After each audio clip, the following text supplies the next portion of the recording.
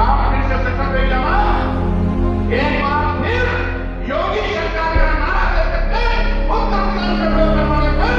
आप मोदी जी के हाथों को मजबूत करें, योगी जी के हाथों को मजबूत करें। आज के बाद पूरे उत्तर प्रदेश में एक ऐसा जनसैलाब उमड़ेगा और चलेगा, एक ऐसी आंधी चलेगी, एक ऐसी सुनामी चलेगी जिसमें भारतीय जनता पार्टी के पर खचे उड़ जाएंगे, कहीं भी ठिकाना नहीं मिलेगा। वाह स्वामी जी वाह, गजब की पलटी मारी है आपने।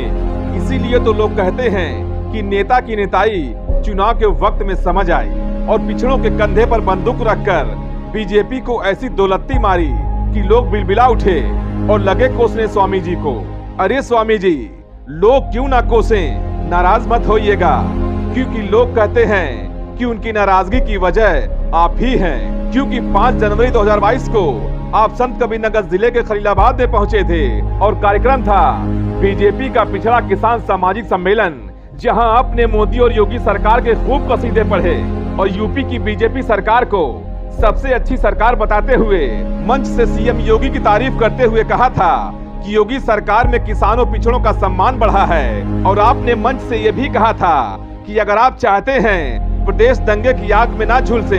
अमन चैन बना रहे, कानून का राज रहे और गुंडे माफियाओं की बोलती बंद रहे और यूपी में विकास को आगे ले जाने के लिए आज ही शपथ लें कि एक बार फिर से योगी जी की सरकार बनाने के लिए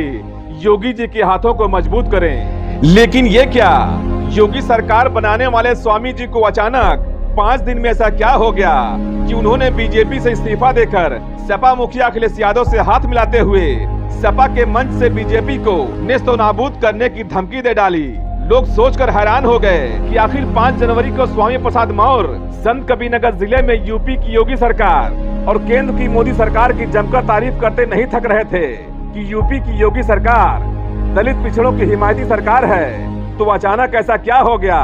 कि यूपी की योगी सरकार दलित और पिछड़े समाज की विरोधी हो गई। आपको यकीन नहीं आता तो एक हफ्ते पहले संत कबीरनगर जिले में स्वामी प्रसाद मौर्य के द्वारा दिए गए बयानों को गौर से सुनिए और समझने की कोशिश कीजिए कि स्वामी प्रसाद मौर्य को रातों रात अचानक क्या हो गया कि उन्होंने मंत्री पद से इस्तीफा देने के साथ ही बीजेपी को छोड़ सपा का दामन थाम लिया और सपा के मंच से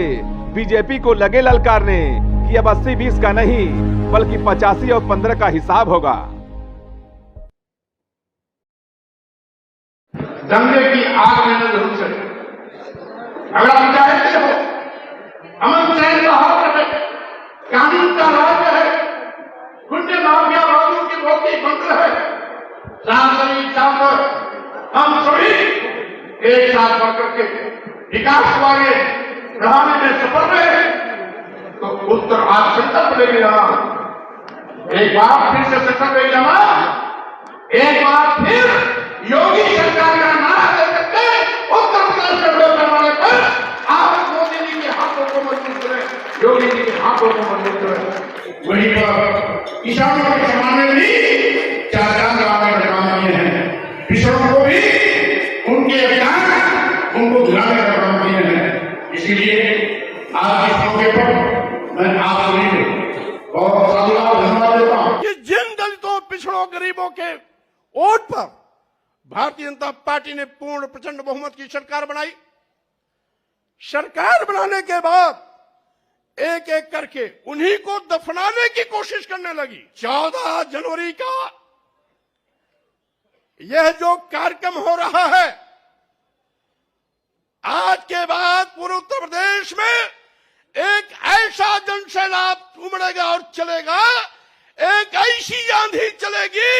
एक ऐसी सुनामी चलेगी जिसमें भारतीय जनता पार्टी के पर खचे उड़ जाएंगे, कहीं भी ठिकाना नहीं मिलेगा।